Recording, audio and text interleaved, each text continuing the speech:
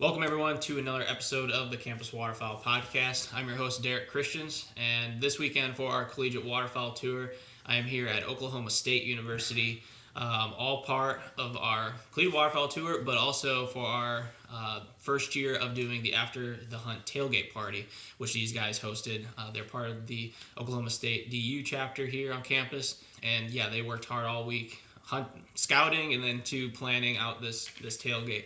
So big shout out to these guys right away for hosting that. Now we're here going to do a quick podcast and talk some more hunting and what it's like hunting in Oklahoma, what these guys kind of specialize in, how they got into waterfowl hunting, maybe some future plans of what they want to do. But no, I think it'll be a good podcast here, and hope you guys enjoy. But before we get into the podcast, we got to thank Kent Cartridge for sponsoring this year's tour. Every trip we go on this year, they're supplying a case of shells for the students.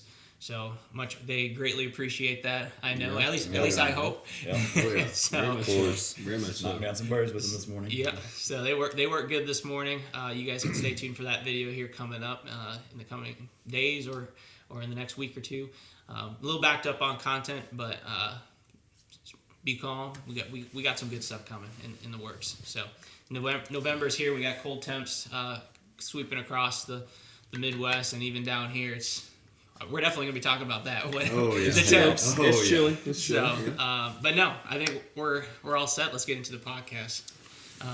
Before we get into that, if you guys are tuning in to the podcast on Spotify, iTunes, anywhere like that, be sure to check out the YouTube video. We actually are recording this, so if you guys want to see kind of us just hanging out here on this massive sectional here in their living room, you guys can check that out. And we also got a little special guest here. We got George right here next to me.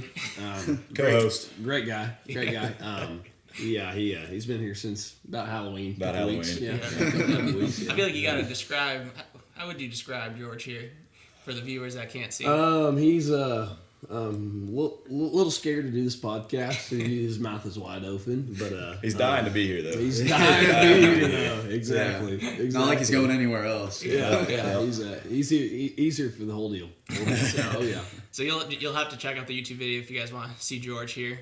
But no, if you guys are watching the YouTube video, can't finish it, take it on the road on Spotify and iTunes. But enough with the intros. Let's meet our guests here. Walker, you want to start us out with maybe name, major, year in college, maybe where you're from? I'm Walker Niver. I'm a junior here at Oklahoma State. I'm majoring in construction engineering technology, and from Tulsa, Oklahoma, small town, Sperry. And I am the president of the Ducks Unlimited chapter here at Oklahoma State. My name is Jake Jones. Don't really have a voice. Yelled a little too loud at the football game this evening. I am from Mustang, Oklahoma, just outside Oklahoma City. I am in my fifth year here at Oklahoma State. Little victory lap, never hurt anyone. Entrepreneurship and marketing, and I was the chairman of the OSU Ducks Unlimited chapter last year, and just kind of part of it now. Just handed the reins off to my buddy here, and I'm happy to be here. Great time. Hey guys, my name is Trace Arnold. I'm a finance major here at Oklahoma State. I'm a junior. Actually just transferred down. This is a great group of guys, man. Couldn't ask for a better group to hunt with. It's been a journey so far. Can't wait to see what it's going to bring, but it's been absolutely amazing so far. So. Yeah, well, I'm Logan Johnson, mechanical engineering senior. Just transferred into Oklahoma State. Met these guys, great guys. Like enjoying that. Part of Ducks Unlimited. Always love to see that. But I've always loved waterfowl, and that brought me here. So, Here we are. Awesome. First question I always like to ask, and the listeners know this, is how'd you guys all meet? How'd you guys meet one another? So me and Trace actually met. He came from Pitt. I played football at Pitt my freshman year. Pitt State. Pitt State. Yeah, let's rephrase that. And we met there, and met through hunting. Obviously, we started talking about hunting at a party. I think that's how pretty much every one of my friends I have, we started talking about hunting somewhere. So we met there, and then I transferred here, and then he ended up coming here, and Jake, I met through Ducks Unlimited. Through the chapter. Through the chapter. The first meeting that I went to, Jake was there, and we had a good time. Logan also met through the chapter. He showed up. His dad actually is the chairman for the state, so we had kind of met each other before, but then he ended up transferring to Oklahoma State. So then there was the connection there. So all through the DU chapter is how it's Primarily, Pretty much. And much. then he brought him, and now he's here, and, Yeah. and George here. and, George. Yeah. George met on a long night. Oh yeah. Yeah, that's actually pretty funny. I met him through DU, and then turned out he was my roommate, or apartment mate. Right, like, right next down to the each door. other. Right next to Yeah. each other. Yeah. That's awesome. How'd you guys get into waterfowl hunting? What kind of sparked that interest in your lives? I was always a big deer hunter. Okay. And we just so happened to have a pond on our property, and I'd killed a buck that year and kind of slowed down from deer hunting. And the pond was loaded up. I got a box of 12 decoys for Christmas. I actually put on a ghillie suit and went and laid on the point of the pond. Shot my first duck. It was a blue-winged teal, and I was hooked ever since then. Perry, Oklahoma, just northwest Stillwater. That's where I grew up deer hunting. Always had a lease out there, and one day, some duck hunters also got on the lease, and I've always been interested. I always watched the Duckman movies, the Duck Commander, the old school DVDs. The good original ones. The good original ones. Back when they were still... Not all the Duck Dynasty Back stuff. when they were still biting heads off Oh and yeah, everything. exactly, Yeah. exactly. I've always wanted to duck hunt, and there's some guys out at the deer lease that leased it for waterfowlers, a big watershed out there, and we were all eating dinner one night, and I was talking to them about it, and they invited me out. I was, I don't know, maybe 9 or 10, I don't know, and they invited me out, and I said, "Hey, Dad, I'm not gonna sit in the stand with you in the morning. I'm gonna go duck hunting with these guys." And sure enough, Dad let me go out there, and it was cold, and I don't think we shot many birds, if I recall, but ever since that, I was totally hooked, and I've been chasing birds ever since. Well, similar to both of these guys, grew up deer hunting and never really showed any interest in duck hunting. And I had some buddies, they begged me to go. And after a hour-long boat ride in about 20-degree weather, killed 2 ducks, swear I would never go again. And then, swear I'd never go again. But a few hunts later, we all started learning. This is probably 8th grade, freshman year of high school. We, just like everyone else, we picked up on the tricks. We started to learn and just started to kill more birds, and it just kind of fell in love with it after that. But Yeah, that's crazy. I started deer hunting as well. Like, I feel like that's everybody's dad deer. that's Everybody's dad deer. that's a good intro. Like you give, like, I was like 9 years old probably when I first shot my first deer at back porch of my uncle's place. That's like a great way to start. But yeah, so I started deer hunting out in Guthrie, Oklahoma, and then my dad's the regional director, has worked for Ducks Unlimited for the past, since I've been alive. Moved out to California, he started working for them, so just kind of grew into it. Started with the deer hunting, moved on to dove and duck hunted a couple times before I ever saw anything. And then finally saw something. I was like, oh, this is pretty fun. I don't mind this at all. Well, I think the big hook too is we all got into high school and realized we could load up with a group of our buddies and not be quiet and worry about scent control and everything else. So then it was like, well, this is a totally different ballgame. Of course.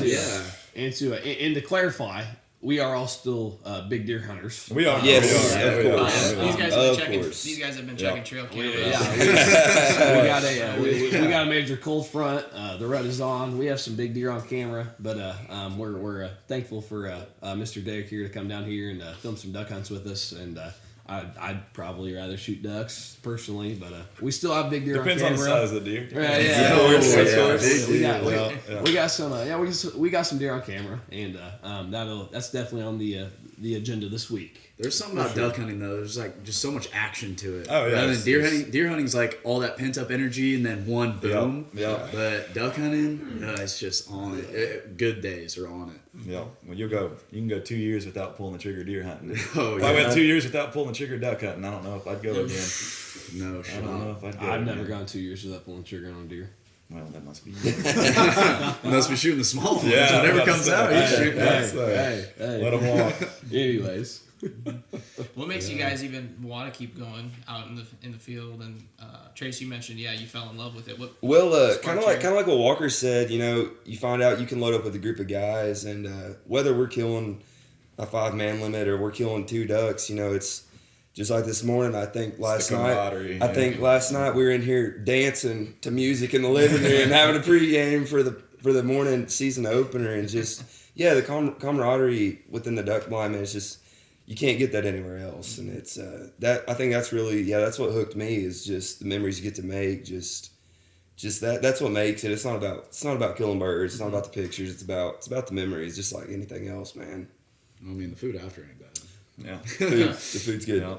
I agree with that. I personally, I just enjoy challenge. In the state of Oklahoma, it's pretty difficult to find a piece of property to shoot a limit of ducks. I'm not a giant public land guy. If there's birds on public, I'll definitely hunt public. But I enjoy the challenge. I enjoy shooting 6 birds. Just knowing that I put it in all the time and effort into it, and I was rewarded with a limit, I mean that's kind of how that's why I keep going. I just enjoy challenge. I enjoy finding birds and getting it done.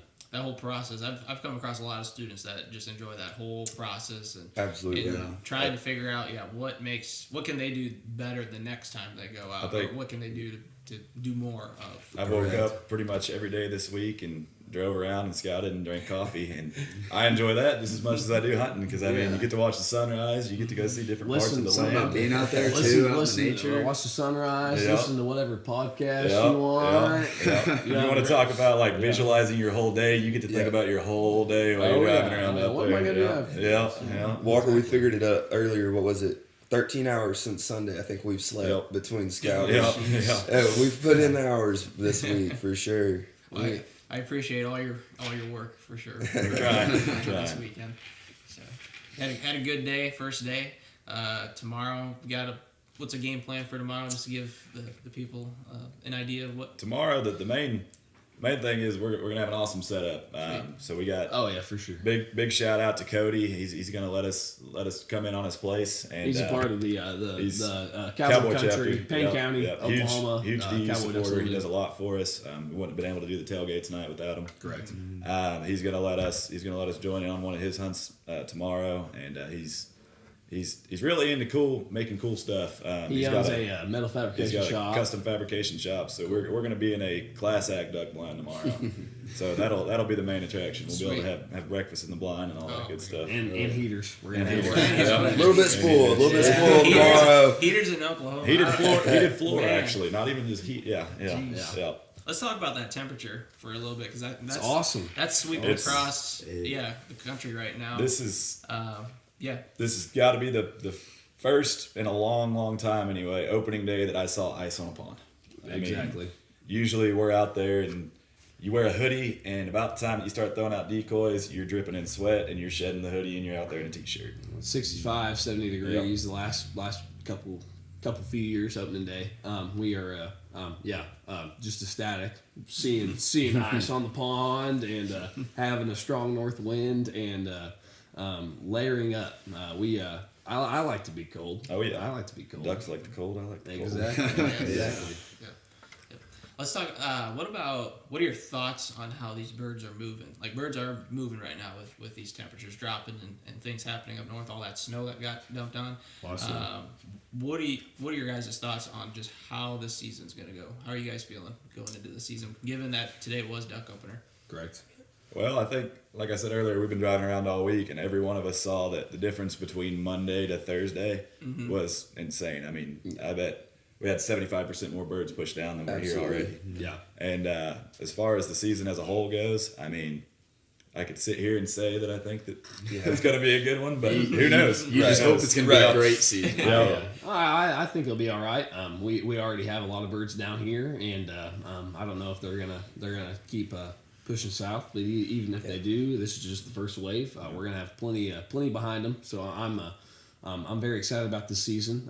We kind of touched on it this morning. We are kind of going through a little drought.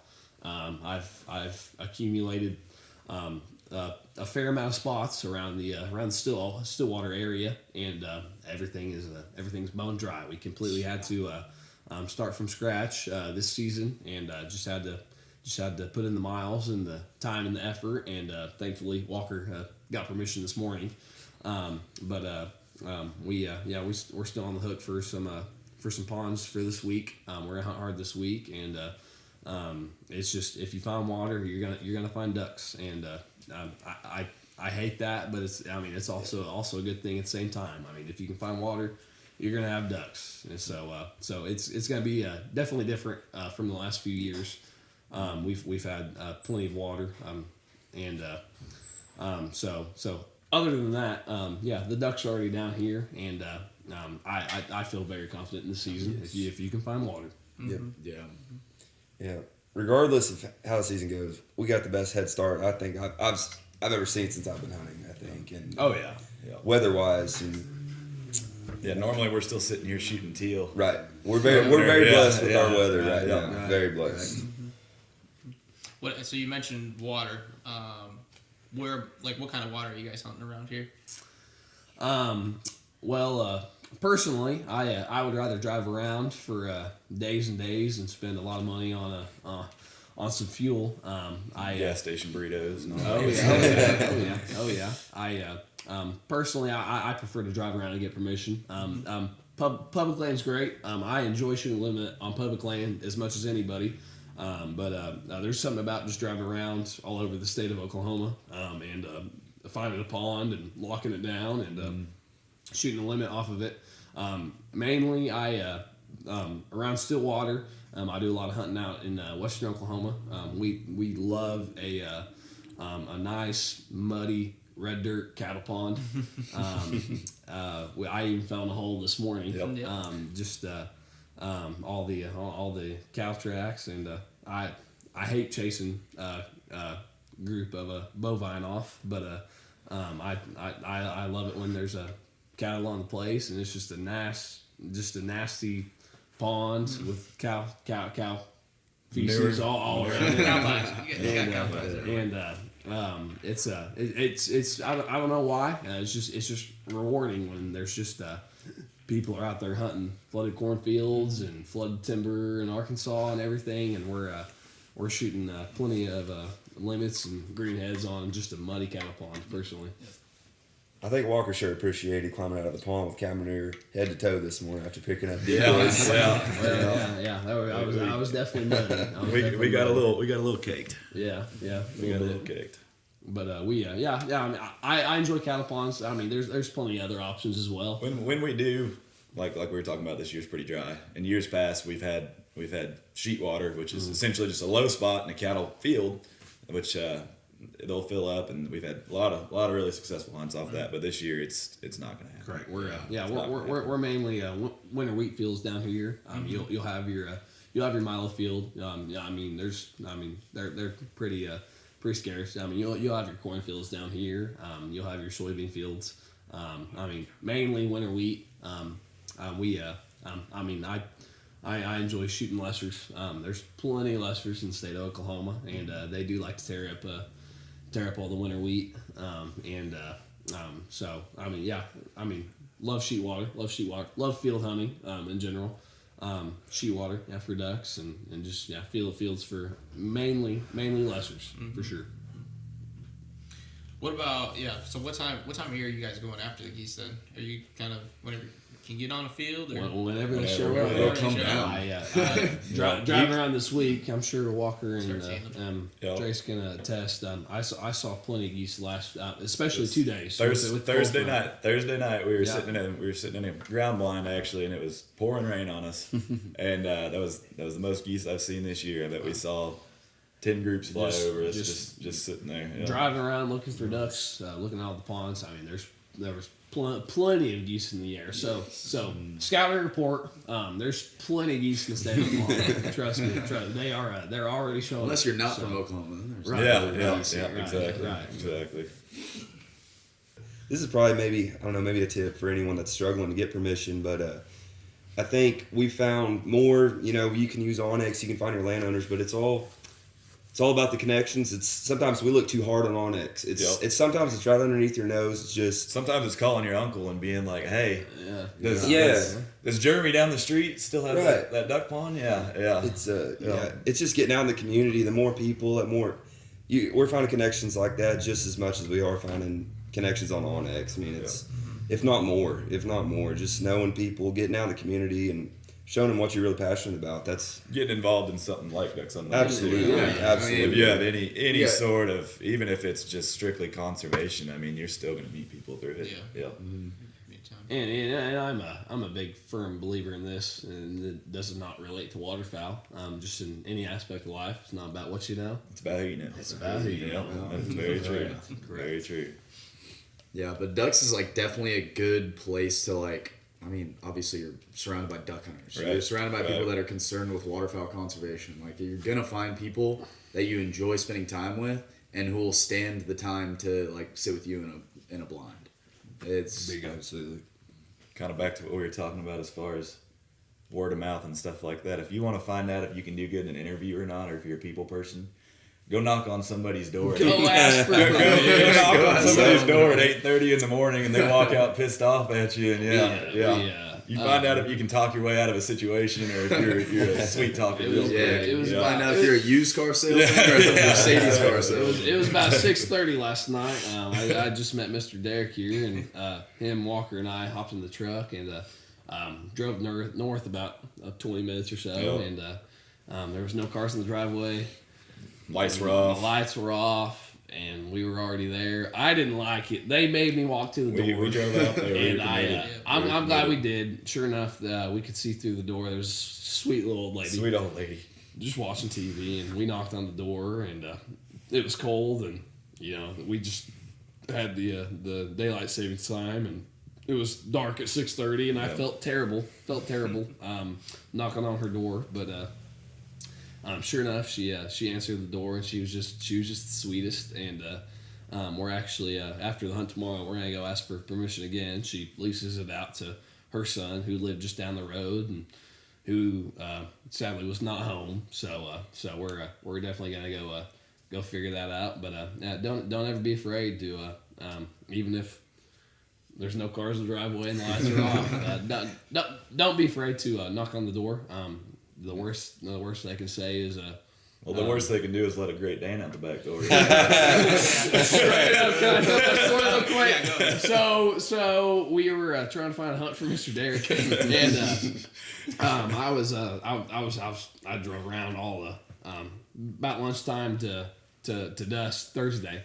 I was driving around trying to find a spot, and sure enough, there's this horse just out of the pasture on the intersection of this gravel road and this kind of major highway, and so I took it upon myself. I was running out of daylight, but really felt like I needed to find the owner of this horse. There's a horse. He's right next to a highway. I don't want anything bad to happen. So I went and knocked on a door.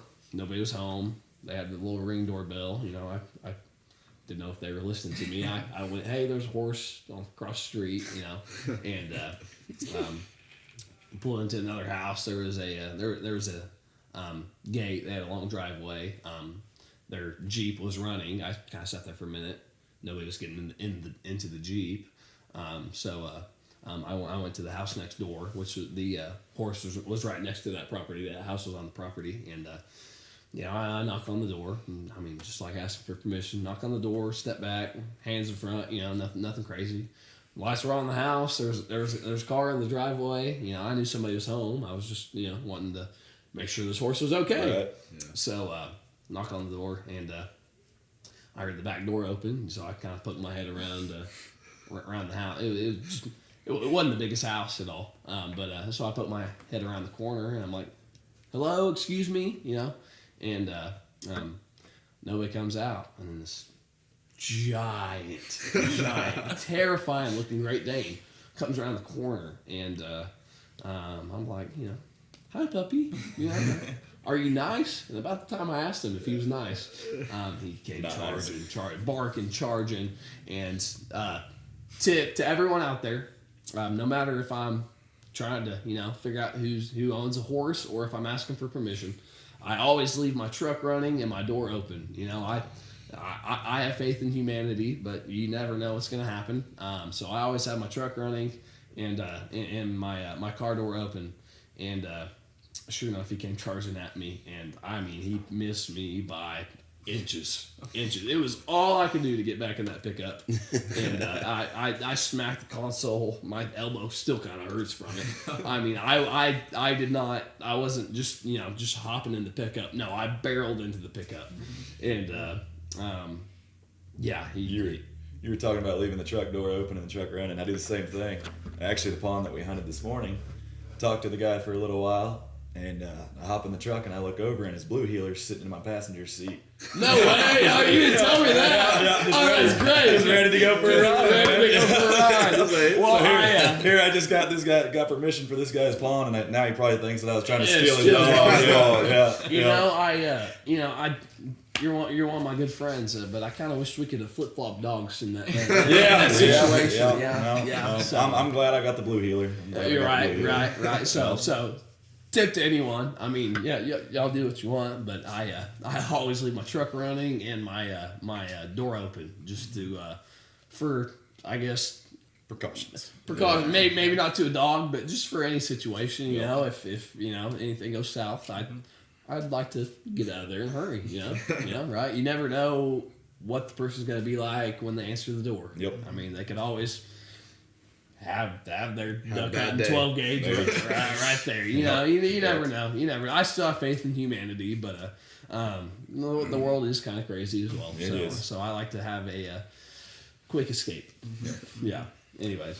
What are some other tips you guys have for scouting that you guys kind of noticed maybe helped you, or just good practices when you're out on the road?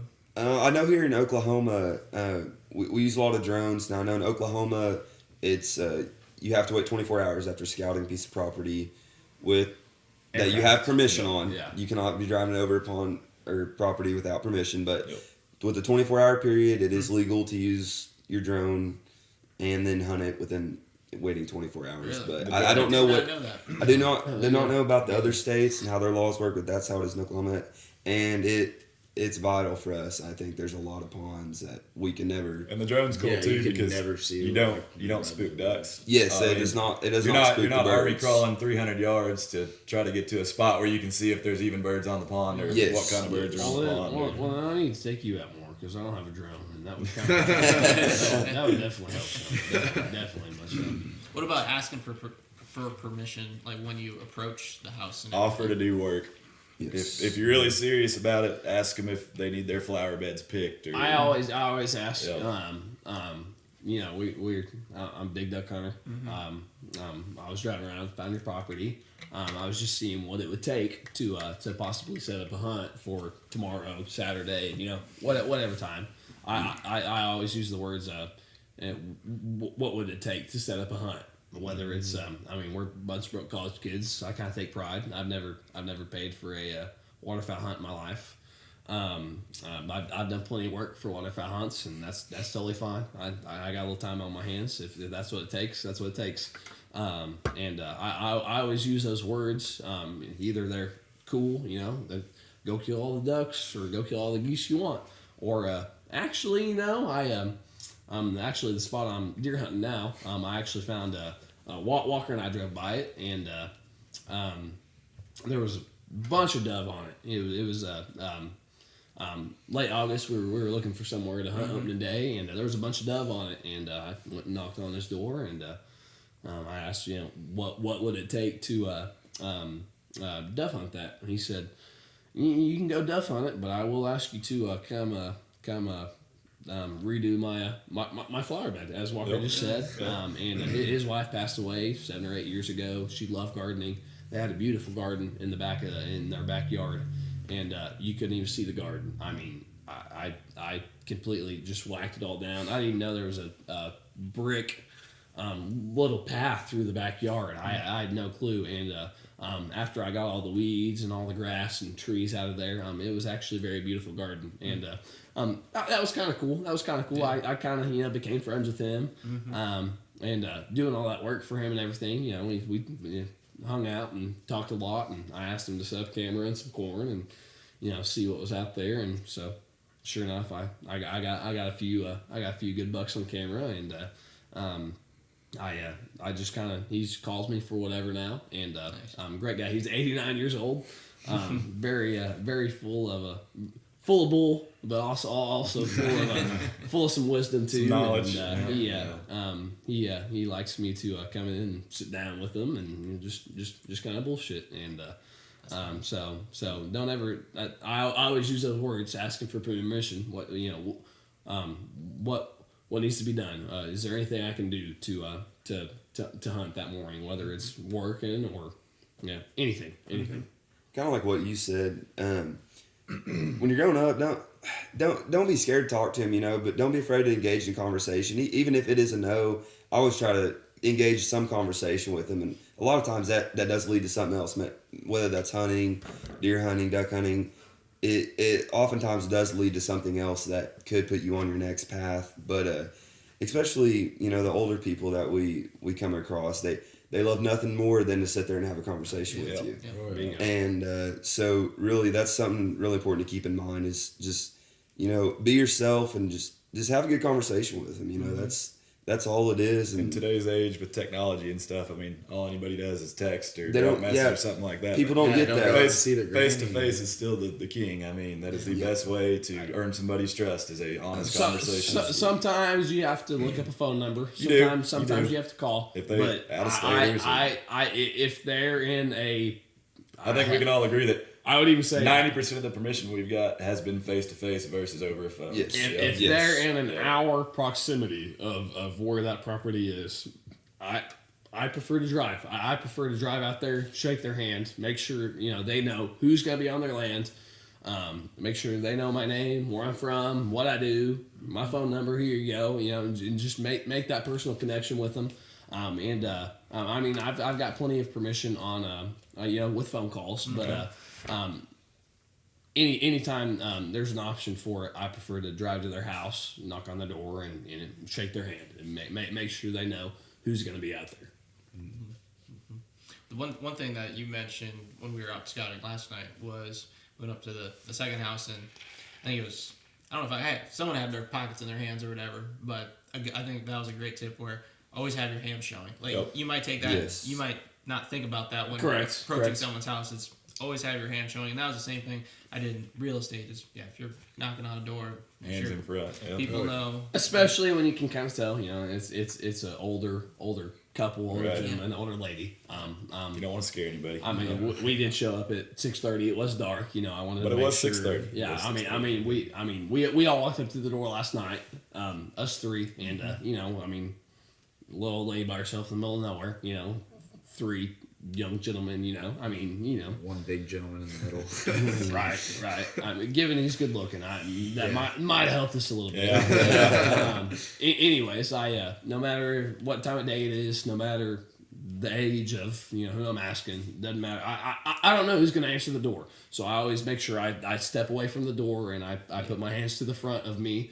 I don't have them in my pockets, hoodie pocket, vest pocket. I always make sure they're in the front of me, and it's just a little tip. Maybe it makes a difference, maybe it doesn't. I don't know, but I always like to make sure that they're.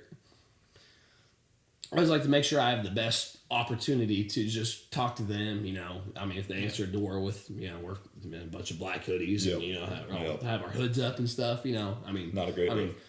presentation, and just make sure you're you look the part, and you're just, basically a normal human being, just trying to have a conversation, just trying to ask to hunt, Yeah, and being honest with them. Exactly, So, being completely honest. Yeah. Let them know when you want to be out there.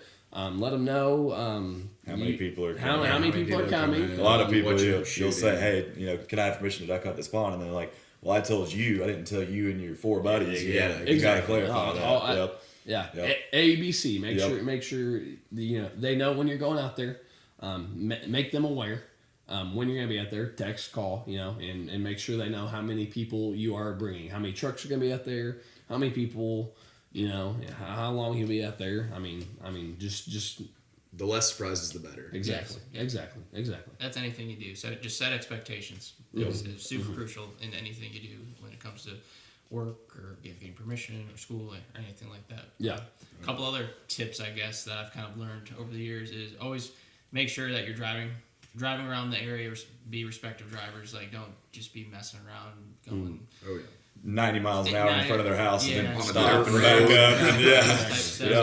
And Whenever you're scouting, always be just aware that farmers are out there. They talk. They have a coffee. They recognize your truck. Yep. Your truck is very recognizable. Sometimes you're in a hurry. If you ever see a horse on the side of the road, make sure you can try and get him corralled. The other day, there's a guy, old man friend of mine down at the auction house. He owns a couple nice cornfields, South Stillwater, and I saw a bunch of balloons. There was a bunch of balloons in his cornfield, and I knew he wouldn't mind me walking out there. I walked out there. I grabbed all the balloons, and I went and threw them away. Always if you ever find permission. You probably heard this a bunch of times. Leave it better than you found it. I think Mr. Walker picked up a piss bottle this morning. He did. Yeah. He did. It was a water bottle, but it was yellow. Anyways, it was debatable. Yeah. Nobody taste tested Could've been it, so we can't confirm. But It it was. was- No one testing. and especially on public too as well. We hunted Kansas Opens a month before us, and I filled up 2 gas station Walmart plastic sacks full of shells. Just from where we were hunting. Rusted shells. Don't be that guy. Fresh shells. Always pick up. Doesn't Don't be matter if that you're guy. public, private. Does not matter. You should not have trash out there. It ruins it for people. It really does. Gives everybody a bad name. I've ran into that. Sometimes I share permission with people, and they just completely trash it. Don't be that person. Take care of the property, the land. You're getting to do what you love to do, your hobby, your passion, whatever it is, and make sure there's nothing that stands in the way of you, going back to that spot or the next person coming in. The next person coming in. Or even That's like a big one. the wildlife impact. Exactly. Yeah. Exactly. You can't- Exactly. Just pick up Pick up your shells. Pick up your shells. Like, you ain't shooting that many to where you can't find them. Come on now. They don't shoot very many down in Norman. I said that. Hey, 3 per duck. Yeah. Anyways, But no, we've been a lot about scouting, but I think a lot of that stuff people can use and hopefully better their chances of exactly. building a relationship for Right. sure. I think it's number Right. one. I think that now I could go on again about rather than maybe your goal is to get permission, but maybe your goal is to try to build a relationship. Try to change that mindset in your head. You're trying to hunt, but Yeah. build a relationship. Yeah. Build a relationship, and have that spot potentially for years to come. And just make it's not about what you know; it's about who you know. Not even hunting. It's about who you know. Mm-hmm. Exactly. So let's talk about hunting. What's your guys' favorite type of hunt? What's your favorite type of waterfowl hunting? Like, if you could put together your favorite waterfowl hunt, what would it look like? My favorite or like a fantasy? Oh man, let's just do your favorite. Let's just do your favorite. Kind of what you're kind of used to here, like kind of. I guess, how would you say it? Describe to the listeners like your picture Perfect scenario. scenario Yeah. in Y'all go out tomorrow. Like, what What would be the what would just be coolest awesome? thing for you? Yeah. Yes. So other than cattle ponds, we have a few sloughs, and back home we had one slough that water would back up, and by no means would I call it flooded timber or anything, but it was different than a cattle pond. And whenever that would fill up, and we went out there multiple times and killed 4 or 5 mans, and that was cool to me just because it was different. I mean, it was a different form of hunting. So to me, I like sloughs, backwaters, that sort of thing. For me personally, I mean, we do a lot of hunting around Stillwater. That's where we go to school. That's where we spend most of our time. I mean, Thanksgiving break, Christmas break, you can usually catch me in western Oklahoma. Not the Panhandle, or southwestern Oklahoma is my bread and butter. I like to call it WWW. Western Oklahoma, Wigeon on a wheat field. Flooded wheat fields, dry wheat fields, doesn't matter. I Wigeon are just by far my favorite waterfowl personally, and I love messing up cotton tops in the field personally, and that's my perfect hunt. That's my perfect scenario. Jake, you mentioned going out west. I'm from Grove, like I said, in Grand Lake area, big body of water up in northeastern Oklahoma. Northeast, yeah. And Grant's a tough lake to hunt. We have a lot of people hunting it. It's spreads our birds out. We're kind of in between flyways, so we get it tough. So we kind of migrate towards farm ponds, just like down here. And as much as I love to go shoot a big mess of greenheads, I think a perfect mixed bag, a little bit of teal, a little bit of woodies, a little bit of mallards, gadwall, whatever. I think we have more fun on those hunts because it's something different throughout the whole hunt. It makes it for a longer hunt, for a more fun hunt. That's probably my favorite hunt is when we get a big full 5-man mixed bag. You know, everyone loves shooting mallards, everyone loves it, but It'll never get old. it does not get old. It does not get old. But I do think that the different species of ducks we have coming in really is probably one of my favorite hunts. Yeah. I like to shoot a lot of greenheads. But I like the cotton tops. Same here. The greenheads and a couple pintails, but just basic birds are the go-to for me. You usually know it's either going to be a really good day or a really bad day if you go out there and scare some ducks off the pond. Either those are the only ducks you're going to see, or you're going to see a lot more after that. But hopefully you're seeing a lot more. And those are the most fun for sure. Perfect scenario tomorrow would be limiting out, shooting a mallard band, honker band, hybrid mallard pintail. I thought we said not fancy. No fancy. Yeah, that's right. Totally forgot. Totally forgot. Yeah, okay. That's a different podcast. Oh man. What's it like going to school in Stillwater here? Going to Oklahoma State. Is there a lot of duck hunters here in town? You go drive through campus, drive through the parking lot, and I guarantee you there's almost as many waterfowl stickers on backs of trucks as there are fraternity stickers. Really? Oh yeah. Yeah. For sure. Yeah. Every I don't know if that's just an Oklahoma thing. Everybody wants to be a duck hunter. Everybody wants to be a nowadays. For sure. Which is great. It's good for the it's industry. fun. Oh no, It's good for the industry. most definitely. Yep. Most definitely. Good for the sport, but Yeah, no, I mean it's the growing population. It's great for the sport. We do get a little salty whenever we knock on a door and he says, "Oh, I just told John Doe last weekend that he can hunt that pond." So that's where the competition I would comes into rather play. him tell John Doe than tell him freaking XYZ guide service, no Yep. names at all. Yep. But that's another thing we can definitely get into. Hunting Oklahoma, it's very difficult, very difficult. Do a lot of students? Would you say a lot of students that attend OSU are from Oklahoma, and do a lot? Maybe just go back home to hunt, or what do you think? There's a good mix. Yeah, there's a fair amount of Oklahoma. There's a lot of Texas. A lot of Texas guys. Yeah. I mean, kind of all over. Especially in the. It's a big agricultural school. Very very nationwide known agricultural school. I know people from. One of the girls I work with, I work at the on-campus slaughterhouse. Is from Florida.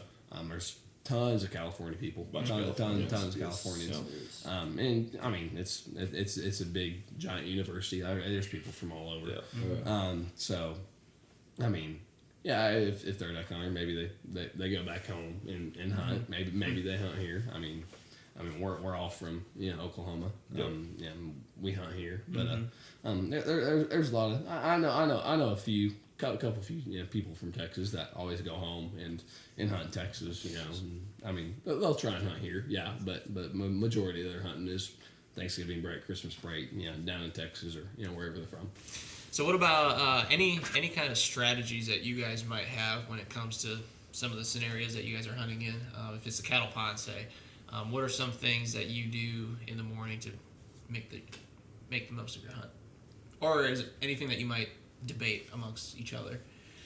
I'm a firm believer that no hide is ever too good.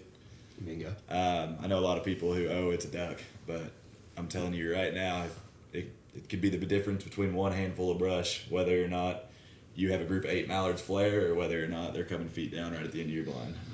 Well, we didn't see many mallards this morning. Our hide could have definitely been Yeah, better this and morning. that's a fair point. That was a fair point. I will say that. Practice but, what you preach. Hide. Yeah. Hide. Whether you're in layouts, A-frame, standing somewhere, make sure you're hidden. Don't poke your head up.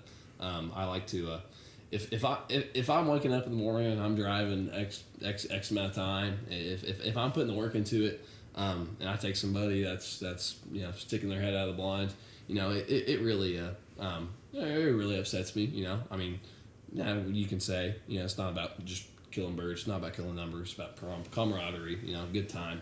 But if I'm putting in the work and I'm spending a lot of money on fuel and scouting, all this time, I want to make sure these birds come in, and I want to make sure I can pull the trigger. And just always, especially if you're invited on a hunt, make sure your head's down. Personally, could be a controversial topic. I don't prefer dogs personally, especially if we're hunting a small cattle pond. We needed a dog this morning. It was very muddy, very we sunk down to at least our knees. Yep. You need a dog in certain situations. I definitely agree. But a lot of people out there have dogs. If you have a good dog, right on. If you don't have a good dog, sometimes don't ask someone, especially if you're invited on a hunt, to bring your dog out, because I want to make sure if I put in all this time, I don't want your dog breaking on me. I don't want a dog out in the decoys when we got birds coming in. And I just want to make sure that we can, it's a challenge. I want to make sure we have a goal at hand to kill a limit, kill as many birds as we can. And I want to make sure that is accomplished without any hiccups personally. Mm-hmm. Back to the you mentioned blinds. This morning's a perfect example. We kind of rushed getting in there, and we probably the first half, we were sitting on the west side of the pond, and as soon as the sun came over the pond bank, it was really lighting us up, and we saw some birds start to flare. So we went across the pond, switched sides, and that might be a good tip. But don't be afraid to change your blind setup if you're hunting birds out are flaring, there's a reason. If they're flaring, don't be afraid to change figure out the it, reason. Figure out the reason, whether it's your hide, decoy Yes. spread. If you got brushing some more, if you got to move your The blinds. pickup's way too close. Yep. You You never know. A lot of variables. If birds are flaring, figure out the situation, and just make sure you can just on a dime fix it and continue to pursue your goal. Yeah, it's kind of nice with layouts too. Layout blinds, you can kind of just move them Drive around. it. Whichever, Absolutely. like, It's exactly what we did. And that might be more of a Midwestern Oklahoma thing. I mean, so a lot of people don't use layout blinds. Right. I mean, if you're in Arkansas hunting flood timber, you don't use layout blinds. Stand behind a different tree. Yeah. Yeah. Exactly. Whatever scenario you're in, if birds are flaring, always call a audible, and just you have a goal at hand. Make sure you accomplish that goal, in any way possible. Trace, you mentioned mojos in our short intermission. When to pull them? What? Yeah, mojos. That's another thing. That's judging the birds, how they're treating us. Usually we use them early season a little bit, and then we try to fade out of them towards middle of the season. But that's just kind of watching the birds. If they're coming to them, we'll leave them. But we just kind of like the blinds. We kind of acclimate to what the birds are doing and how how the birds are talking to us. How they're coming in, and if they're flaring, then that's probably the first thing we yank out. Is the Yeah, mojos. That is the first. That's thing. always the first culprit, and then after that, you start going other things. But mojos, when they first came out, it was awesome. I know a lot of people had a lot of success with them, but now it's just everybody's throwing 3 or 4 mojos on a pond, and I mean, if a bird comes in and sees the mojos get shot at so many times, then eventually he's going to pick up on the fact that, hey, don't go towards the flashing white anymore. Well, and being south, they're hitting so many people using mojos before they get to us. Yeah, So that's probably one reason why it is tougher for us They're being seeing south. They're seeing so many by the time they get to us. And that is why I don't use mojos. September teal, that's a different story. But I usually don't even bring mojos with me. Especially that we're early November. Once you get into December, January, those birds have been through North Dakota, South Dakota, Nebraska, Kansas. There's a lot of folks that hunt in those 4 states. And I want to make sure my decoy spread is as realistic as it can be. Sometimes less is more. Less is Absolutely. Less is more. I'm a firm believer in don't not scout. I look at it. I mean, at least one day before the hunt, I'll look at it morning, evening, preferably 2 days before the hunt. If there's 20 mallards in this corner, I'm gonna put 20 mallard decoys in that corner. If there's and then there's 10 gadwall wedging across the pond, I'm gonna make sure it's as realistic as possible. And sometimes, I mean, what do we have at this morning? Maybe 20, maybe 25. 25 decoys. We were on a small pond given, but it doesn't matter the size of the pond.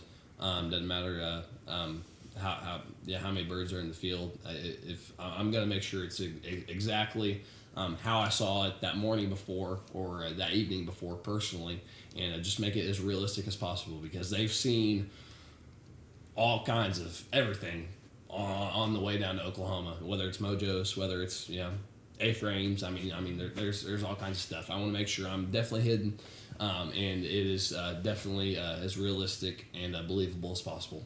Yeah. You guys were using a motion decoy this morning. Pulsator. Pulsator. Pulsator. I love the pulsator. We had a jerk rig. We didn't really We do never much. hooked it up. I I don't think we really needed it. The wind was blowing just enough that we had some ripples going. Right. So. Sometimes we have days that there's no wind. Believe it or not, If it's in the flat state of calm, Oklahoma. yeah. If it's flat calm, that jerk rig will save your life. Oh yeah. I'm a firm believer in jerk rigs, pulsators.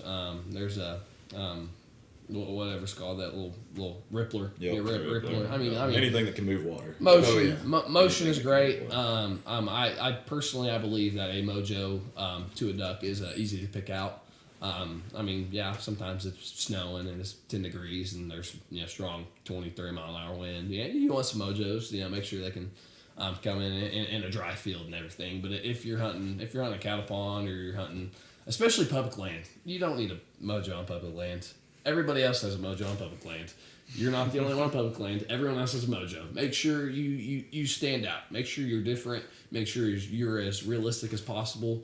And I don't know if I'll guarantee it, but I'm fairly confident that you will kill more birds than someone that has the exact same thing. If you have, how many mallard decoys out there?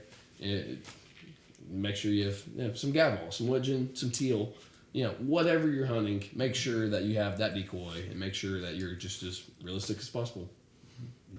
Well, I was going to say, touch on a point you made, less is more a lot of the time. Oh, no, most definitely. You don't need to throw out 3 sets of decoys just to get ducks in. You can... No. And that's what we're sitting here talking about, all this stuff, and especially if you're new to hunting or, you're a younger kid. Like we all started, I killed more ducks over 12 flambeau decoys that I got for Christmas. Yeah. Like, you don't have to have all this stuff by any means. I've killed more ducks over my game winner academy decoys. No offense, maybe some of y'all with your avian eggs, all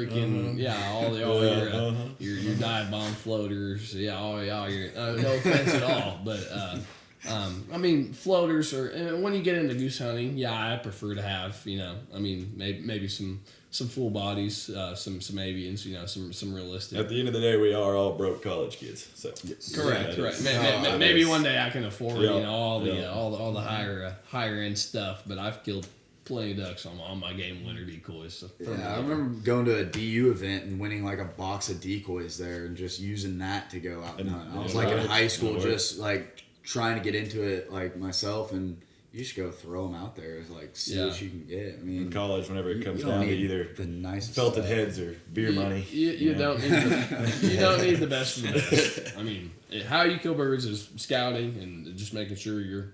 If you're where they want to be, then you're gonna kill them. You're definitely gonna kill them. And on another note, I don't know if y'all want to transition into this or not. I don't own a single thing of Sika. I am just as Not warm. a Sika. I'm just as warm in my Carhartt and my game winner bids. Freaking my free hoodies. I knew this one was coming. Oh yeah, I am a firm believer. All you Sika hunters, you might think you look cool and everything. I'm just as warm in my Carhartt. Or broke college kids who can afford sick. I definitely promise you, I'm just as warm, and I kill just as many, maybe if not that more birds than y'all do. All the Sika craze. Freaking give me a break. Go spin it on freaking some shells or some new decoys. Freaking that's my personal opinion. Very questionable, maybe to some, but It's funny you say that because literally last week I was in Bozeman, Montana. yeah. Headquarters. So yeah. we're Exactly. Yeah. So, but yeah. What about? So yeah, you mentioned the broke college kid kind of lifestyle. What are some other things that you kind of do to save money where you can?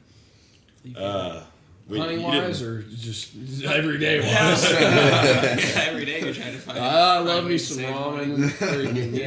I love a bologna What sandwich. about more so hunting? We didn't, like we mentioned earlier, we never broke out the jerk rig, but I've had the same water bottle with some old like fishing string wrapped around it, and I won't lose it because I swear it's good luck. But I've used it for like 4 years in a row now, and it's the same as old Aquafina water bottle, and that's what I use for my jerk rig.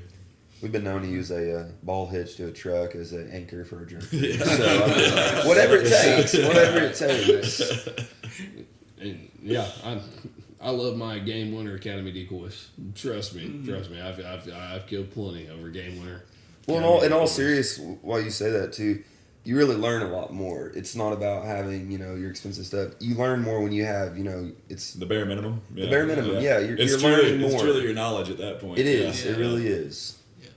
What was your brand of decoys this morning? Oh yeah, they're avians. They're avians. Oh, they were avians? Well, some of them. Okay, well. Which ones? Which ones? Oh, well. Walker saved up a little bit. Yeah.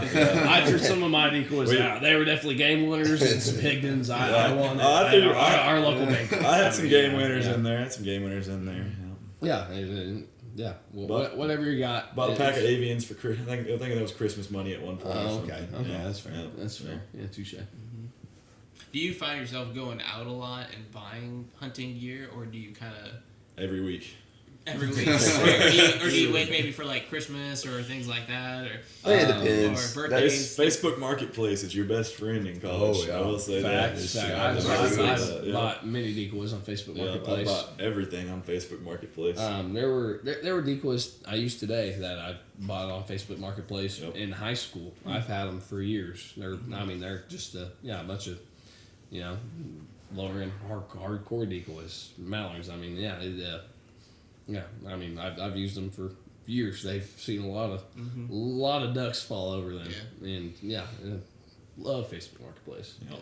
Yeah. No, I think we're wrapping up here, getting close to an hour, if not a little over an hour right now. But one question I do like asking everyone at the end is, what is a piece of advice that you'd like to share with the listeners, whether if it's life, hunting, college, maybe incoming freshman type deal? What kind of advice would you give to them? You mentioned freshmen at the end. Get involved. No matter what it is, it doesn't have to be hunting related. Don't sit in your dorm room and wonder why you're not having a good time at college. There is nothing but fun experiences. But nobody's going to walk up to you and hand it to you. You've got to get out of your comfort zone, talk to new people. You're going to meet people from every walk of life in college, and you got to take advantage of it for the 4 or 5 years that you're here. My piece of advice will be more toward the hunting side. I'm not going to give y'all any life advice. Trust me, y'all probably don't want that. I'm in love with waterfowl hunting. It's what I do, and just don't ever be afraid to. Don't ever be afraid to get a no. If you're asking for permission, the worst they can say is, well, I did have a dog let out on me the other day, but that was the first time kind of deal. I mean, don't ever be afraid. Go for it. If you see 1,000 mallards in a freaking cornfield, go ask. It's probably going to be leased. Especially in hunting in Oklahoma. I mean, we have to deal with guide services a lot. I personally dislike all the guide services in Oklahoma. I mean, I guess I can't be too mad at them. They're living the dream and getting paid for it. But it kind of kills it for the average Joe. The average Joe. Broke college kids. I take pride in shooting a limit because I know there's a lot of variables going against me, and so I enjoy driving around and just finding permission without having to shell out $500, $1,000, $2,000, $5,000. There's a lot of guide servicers drive around cash in hand and just lease whatever they can, and I take great pride in finding a pond and making sure that we have a successful hunt and shooting a limit. And it's law of average. I run in probably every 20 no's, I get one yes. And you just got to get through those 20 no's. And sometimes you get lucky. And don't ever be afraid. Always call. Always try and find a number. Always try and find an address. Always ask. And don't ever be afraid. Don't ever be overwhelmed because, never hurts to ask. Mm-hmm. Yeah, those are both great. I think, Walker mentioned getting involved. Yeah, coming in, if you're get involved with not only within your university, but your community, and more than likely you're going to run into a connection or two that's going to help you on later on down the road if it's not helping you then.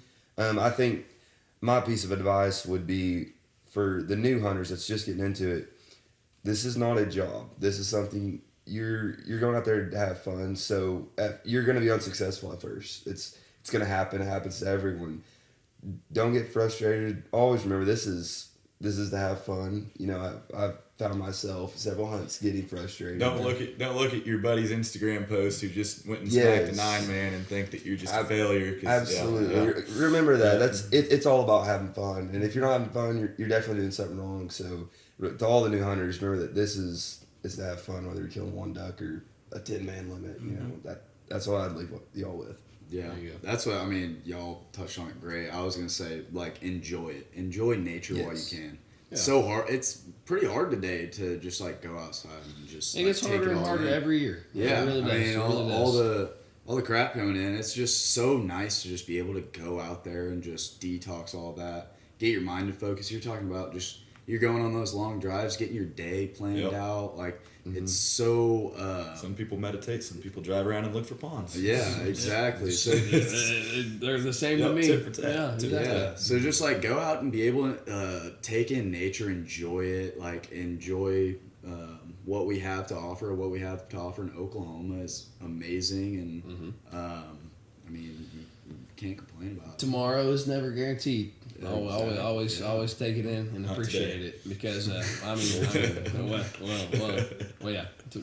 tomorrow's never guaranteed. Within restrictions of legal laws, but hunt when you can. Hunt when you can. Enjoy it. Whether it's life or hunting, tomorrow's never guaranteed. You can never.